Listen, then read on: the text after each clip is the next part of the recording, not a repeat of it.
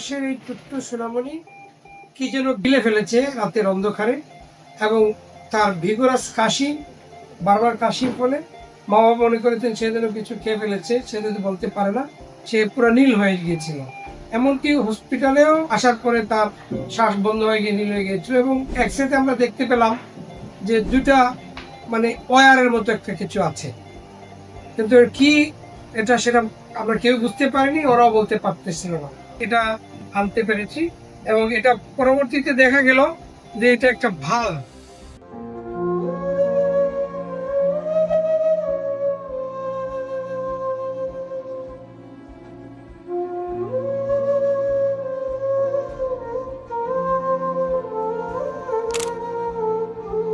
খেলনা বাল্বের মতো একটা ভাল্ব, এবং এটা এইভাবে ছিল, সুতরাং এক পাশ ধরলে ওই পাশ আবার অন্যদিকে ইনজুরি করে ফেলে।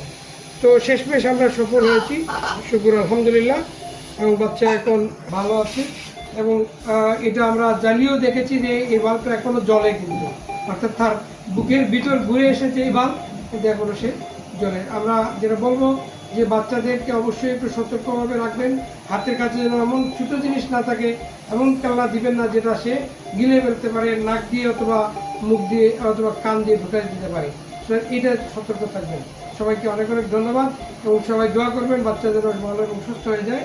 এবং এটা আসলে জীবন নাশের কিন্তু একটা কারণ হয়ে যেতে পারত, এরকম একটা করেন। সবাইকে ধন্যবাদ। আসসালামু আলাইকুম।